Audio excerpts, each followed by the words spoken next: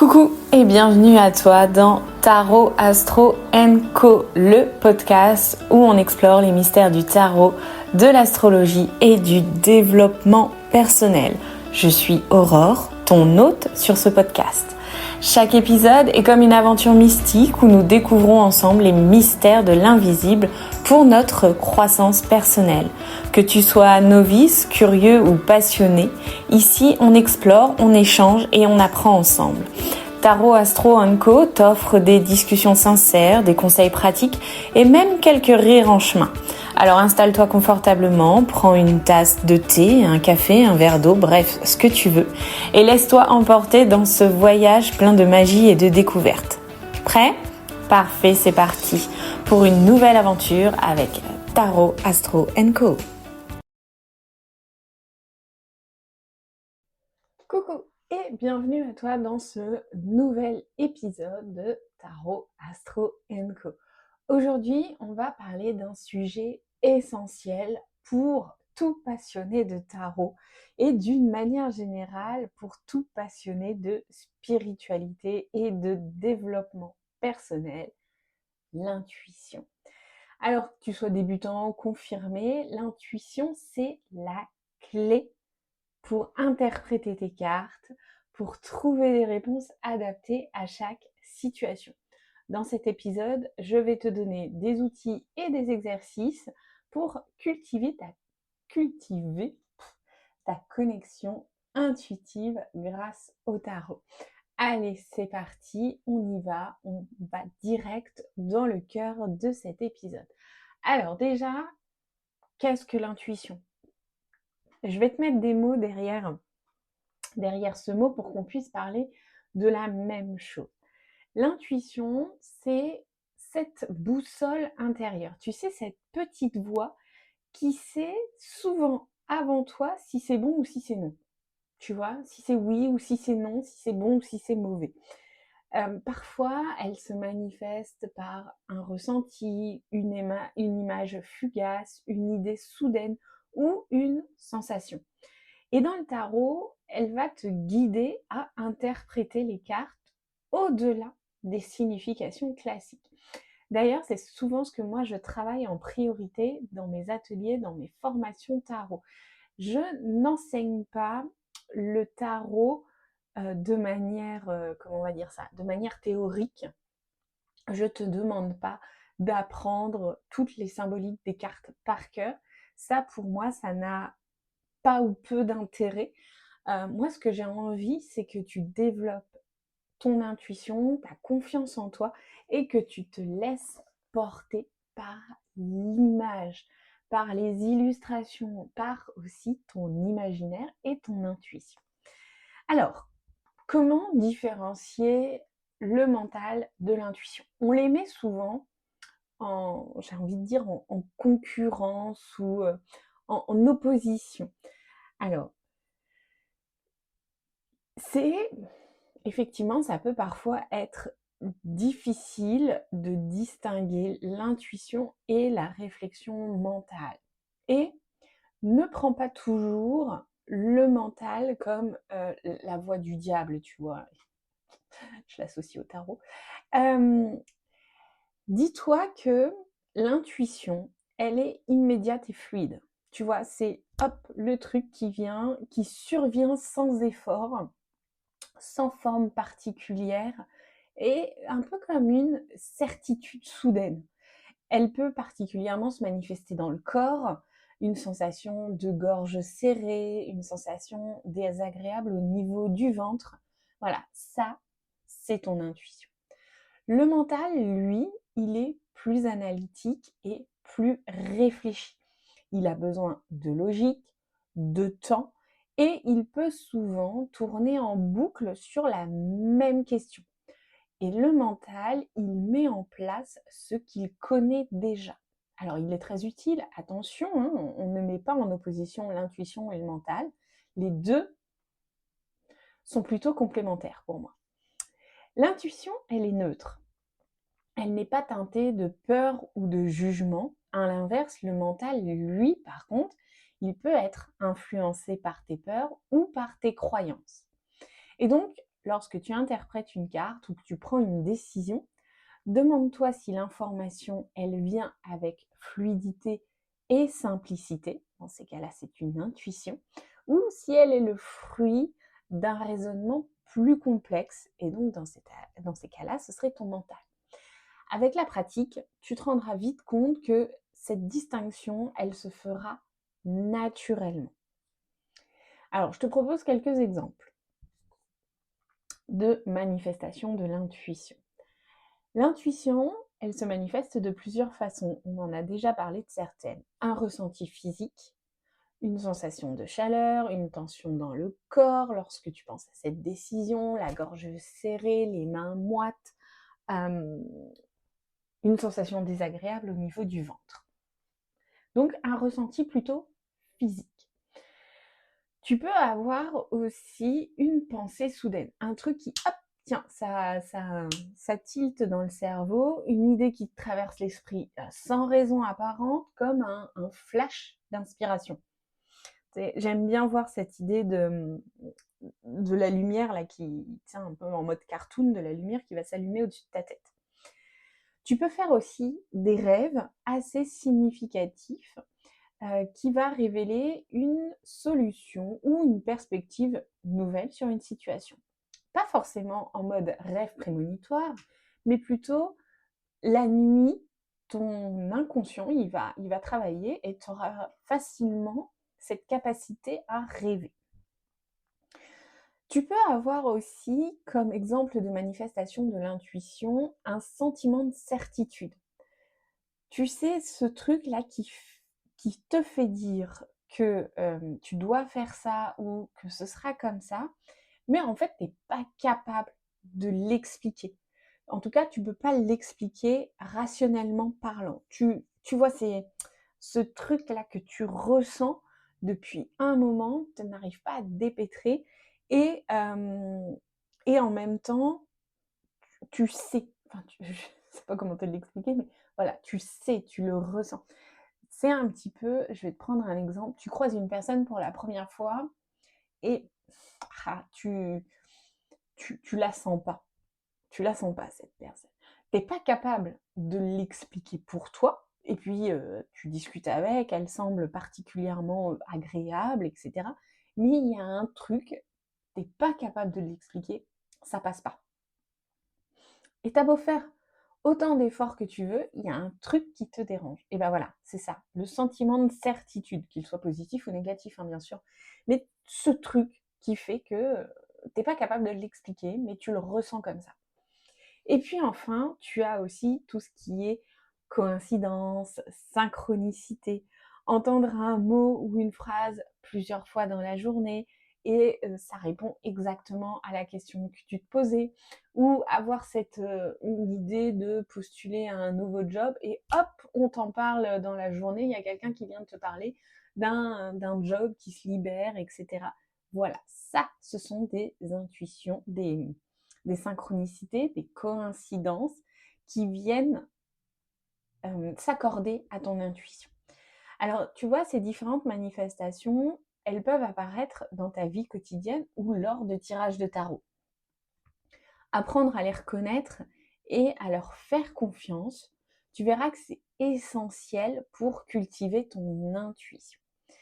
D'ailleurs, pour cultiver ton intuition, il est vraiment important d'apprendre à faire taire le mental pour laisser plus de place à ta boussole intérieure. Et attention, ce n'est toujours pas mettre le mental en opposition de l'intuition, tu as besoin des deux.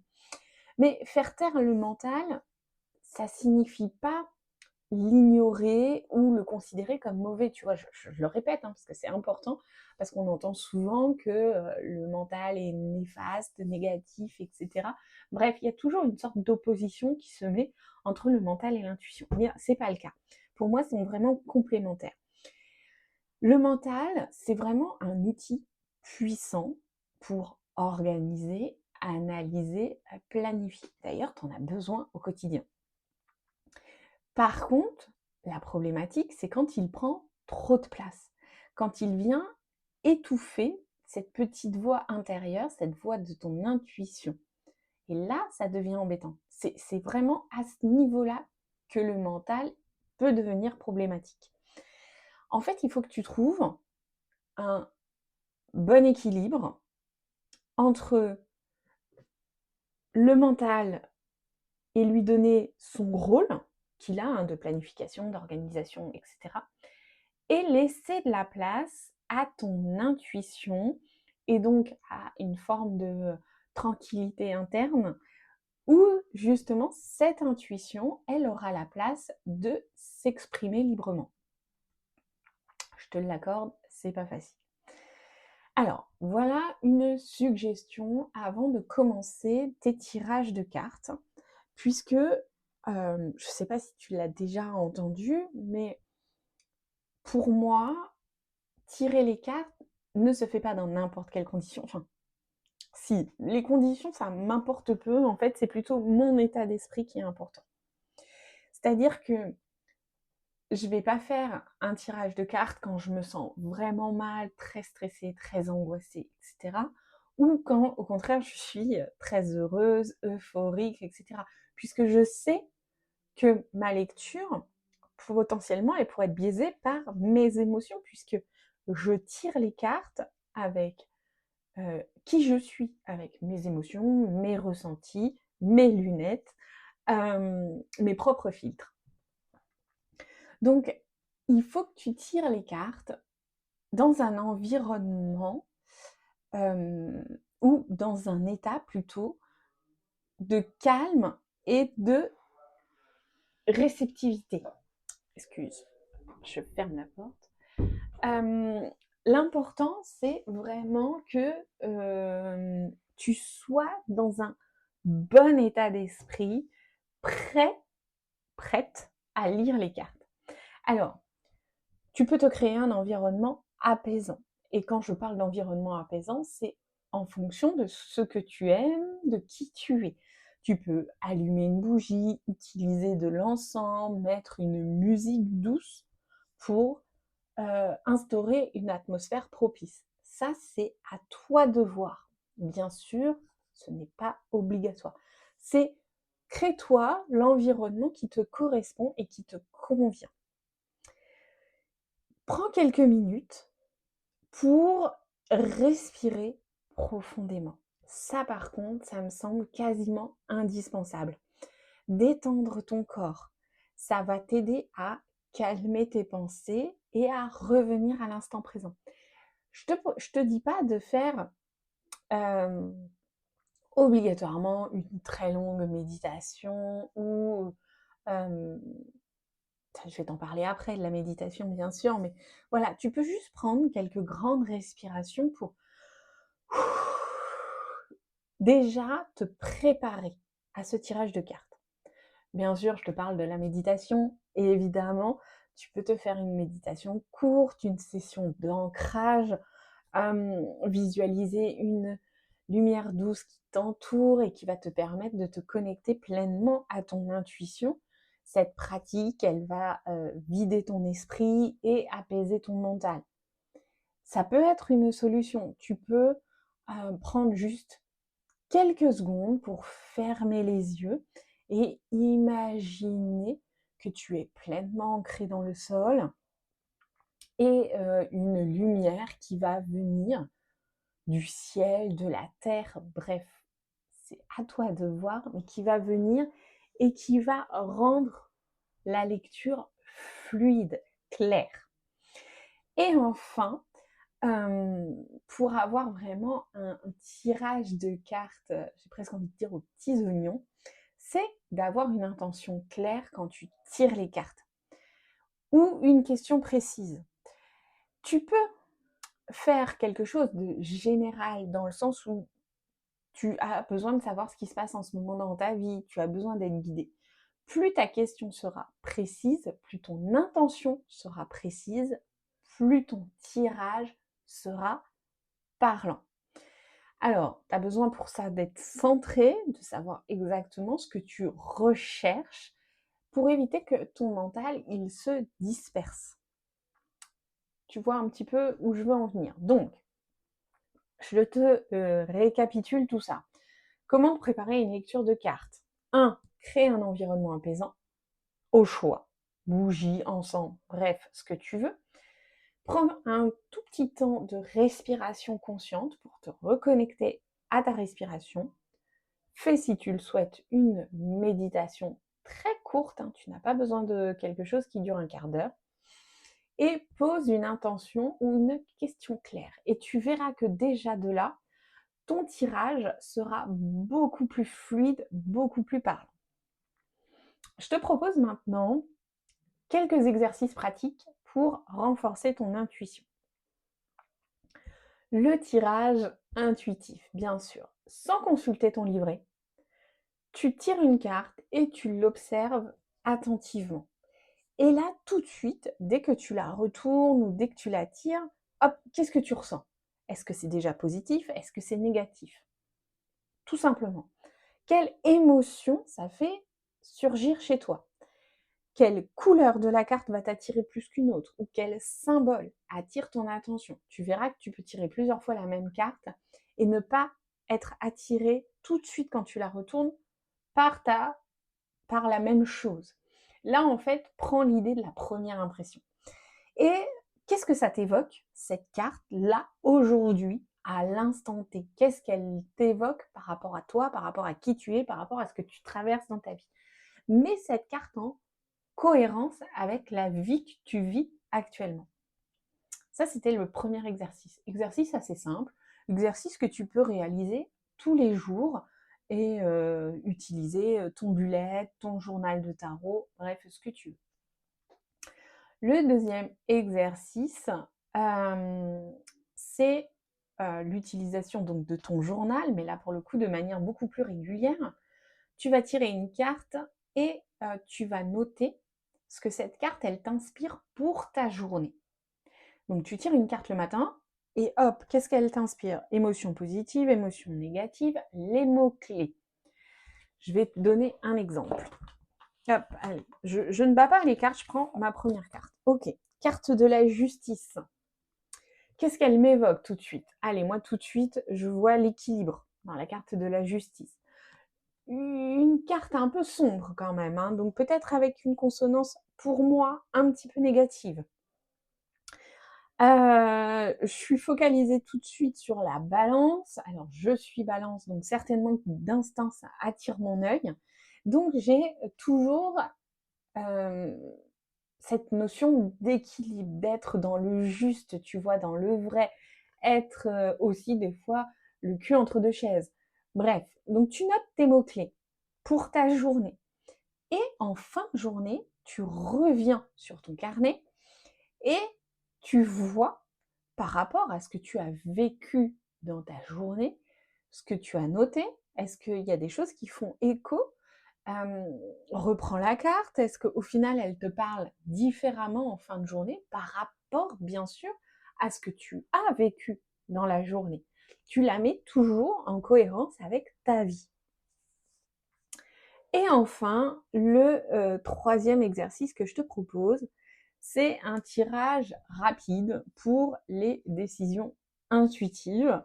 Tu poses une question simple. Exemple, comment puis-je rendre ma journée plus fluide aujourd'hui? Tu tires une carte et tu fais confiance à la première idée qui te vient. La toute première. Ça se trouve, tu vas te rendre compte qu'au final, tu n'as même pas besoin des cartes. Les cartes, elles sont vraiment un outil, un support pour t'aider à aller encore plus loin. Mais hop, tout de suite, quand tu la retournes, hop, c'est oui, c'est non, c'est qu'est-ce que tu ressens, comment tu ressens la question. Moi, je le fais beaucoup. Alors, on dit qu'avec le tarot, il est difficile de répondre à des questions fermées où la réponse va être oui ou non. Mais en fait, c'est pas si difficile que ça. C'est juste, hop, dès que tu retournes ta carte, quelle est la première sensation que tu as? Est-ce un positif? Est-ce négatif? Est-ce neutre? Pourquoi pas, ça pourrait être neutre. Après, la carte, elle va te permettre d'aller plus loin, de comprendre le pourquoi oui, le pourquoi non. Mais voilà, c'est la première idée, la première intuition qui sera là pour te parler. Alors, prenons un exemple concret que je te propose de mettre en pratique. Imagine que tu tires la carte de l'impératrice. Donc, plutôt que de te concentrer sur sa signification classique, fertilité, abondance, etc., quelle émotion est-ce que cette carte, elle suscite en toi? Quelle est première impression? Dis-toi que la première impression est souvent la bonne. Et ensuite, quelle partie de ton quotidien reflète cette énergie de création et d'abondance? Tu peux aller après utiliser les mots-clés de la carte, bien sûr, mais fais-toi déjà ta première impression. C'est là où ton intuition, elle prend vraiment toute sa place. Bien sûr, l'intuition va de pair avec la confiance en soi. L'intuition, ça demande du temps pour se développer. Plus tu te feras confiance, moins tu te jugeras et plus tu auras accès à ton intuition. Plus tu pratiqueras, plus tu renforceras cette connexion intuitive. Alors, ce que je te propose encore, j'aime bien te proposer des exercices à chaque fois, bien sûr. C'est cette semaine, concentre-toi sur l'un des exercices que je t'ai proposé précédemment. Choisis celui qui te parle le plus et intègre-le dans ta routine quotidienne. Par exemple, chaque soir, fais un mini tirage intuitif pour réfléchir à ta journée du lendemain, avant de commencer ta journée, ou parce que tu sais que c'est une journée importante, parce que tu as un rendez-vous, etc. Tire une carte, vois ce que ça donne. En conclusion, ton intuition, c'est un peu comme un muscle. Plus tu l'exerces, plus elle devient forte et plus tu prendras le temps de l'écouter, de la nourrir et plus tu lui feras confiance. Je te propose de partager tes réflexions et tes découvertes sur Instagram, Patreon, YouTube, bref, sur le réseau social de ton choix ou le podcast de ton choix. Et puis si tu veux approfondir ces pratiques, eh bien tu me rejoins dans un atelier sur Patreon. Tu as beaucoup de contenu en ligne où on travaille l'intuition et le tarot. Je te remercie de m'avoir écouté. On se retrouve la semaine prochaine pour un épisode coup de boost. Et puis en attendant, n'oublie pas que tout est en toi, il te suffit d'écouter. Allez, je te dis à bientôt. Je te souhaite d'écouter ton intuition. Bye.